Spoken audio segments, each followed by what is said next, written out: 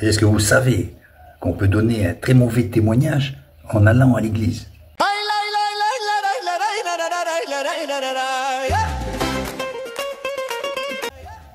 Je ne sais pas si certains chrétiens le savent. Je me demande moi-même s'ils n'ont pas été pilotés par quelque esprit que ce soit. Vous voyez, certains qui sont à l'église avec des têtes pas possibles. Je ne parle pas de monsieur tout le monde, je parle de gens qui sont baptisés, qui sont à l'église depuis 15-20 ans. Il y a beaucoup de gens qui reviennent à l'église pour dire, voilà, excusez-moi, j'ai eu un mauvais témoignage à l'extérieur. Et c'est vrai, des fois, ils ont eu des mauvais témoignages, ils sont sortis de l'église pour faire n'importe quoi. Donc, ça a rejailli sur l'église, ok. On se rend pas compte que des fois, le mauvais témoignage, il est intérieur. J'ai jamais vu une personne monter à l'estrade pour dire, excusez-moi, pendant des années, là, j'ai donné un mauvais témoignage à l'intérieur de l'église. Un mauvais témoignage de ma présence terre des pâles. Un mauvais témoignage de mon manque d'amour et de joie. Un mauvais témoignage même de mon agressivité et de mon manque de sympathie et d'empathie avec les gens. Et j'étais là parmi vous tous les jours. Ils sont déjà toujours au même endroit, donc ils sont coincés.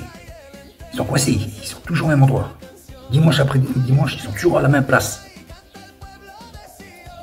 Où est le renouveau de l'esprit là? Enfin, il y a les figures aussi.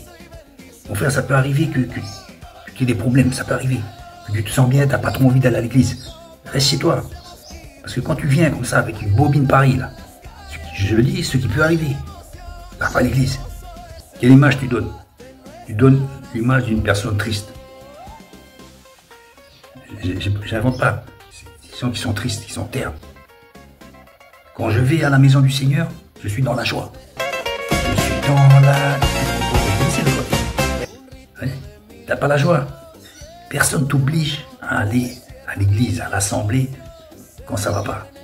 Parfois, le Seigneur, il nous oblige. C'est vrai, quand ça va pas, moi ça m'est arrivé. Mais je sens qu'il faut y aller. Et ça me fait du bien après. Ça, c'est des cas exceptionnels. Mais quand t'es pas obligé d'aller tous les dimanches, ça aussi, c'est pas marqué dans les Écritures. Mais c'est pour dire que le mauvais témoignage, il est dans le comportement. Coincé au même endroit, le visage pâle, terne, sans réaction. Il y en a même quand on dit bonjour, ils font comme ça, là. Et sincère, mais c'est grave ça, c'est grave, c'est grave.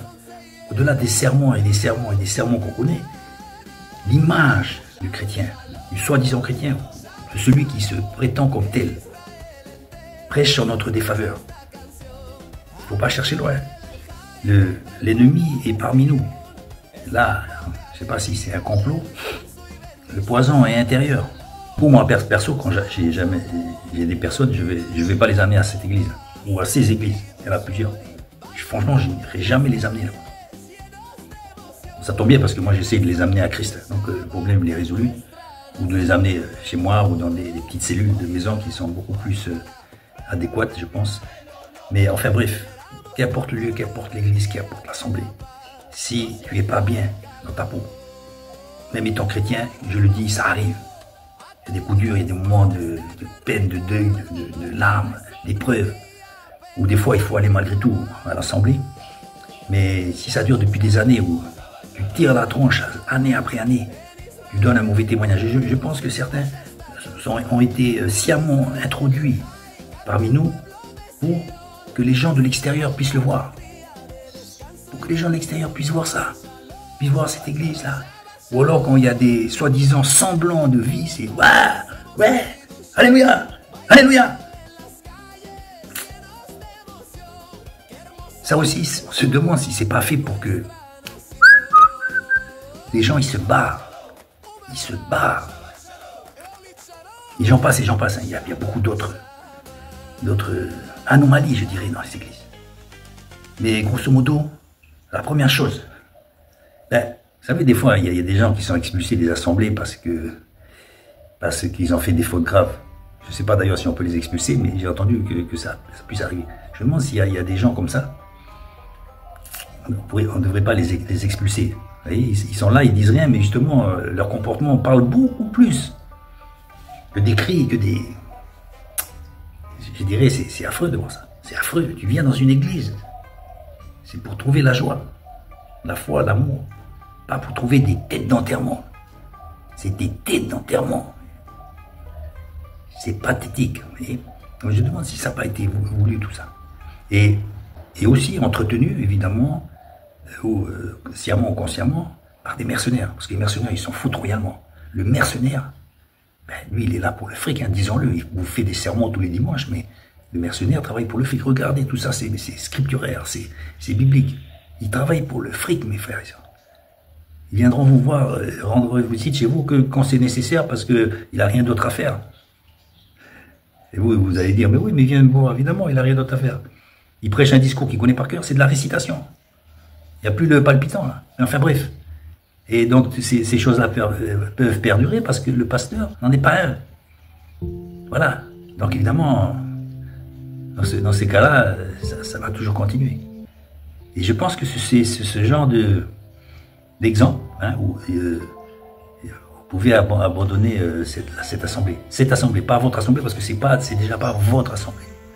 Ou si vous vous êtes aperçu que vous vous êtes fait berner, je pense que le Saint-Esprit va vous orienter ailleurs. Et ça, c'est pas moi qui va vous le dire maintenant. Mais faites attention à là aussi ne pas vous laisser piéger par des paroles que vous pourrez entendre sur le pupitre, qui sont déconnectées de leur sens premier, avec des paroles sans esprit, sans le sel qui va avec. En fait, ce sont des perroquets, quoi. Des gens qui récitent une récitation qu'ils ont appris depuis toujours. Je vous dis, il n'y a plus le palpitant. J'en reviens au sujet. J'ai presque envie de leur dire, mon frère, même pas mon frère, parce que franchement, c'est pas... ces genres de personnes, c'est pas mon frère. Enfin, franchement, c'est pas mon frère. Mes frères et mes sœurs, ce sont ceux qui font la volonté de Dieu. Ce sont ceux qui viennent à la maison de l'Éternel avec joie. Avec joie. La maison de l'Éternel, c'est pas les bâtiments. C'est aller voir la maison, là où je suis, c'est tous les pierres vivantes. Les pierres vivantes, pas les pierres mortes. C'est des pierres mortes. Donc j'ai presque envie de leur dire, barrez-vous de là. Mais ça sert à rien parce qu'ils vont pas partir. Mais s'ils pouvaient comprendre un minimum, ça serait mieux qu'ils partent, quoi. L'ambiance serait beaucoup moins lourde. Vous en mettez une dizaine comme ça, là, des gens comme ça. Pas alterne, grincheux, là. Mais même grincheux, hein, des grincheux, hein. Tu te demandes, mais bon sens, mais c'est quoi ce truc-là? Bon. Voilà, je tenais à faire ce petit coup de gueule, là. Hein, voilà. Vous en pensez ce que vous voulez, je tenais à le dire.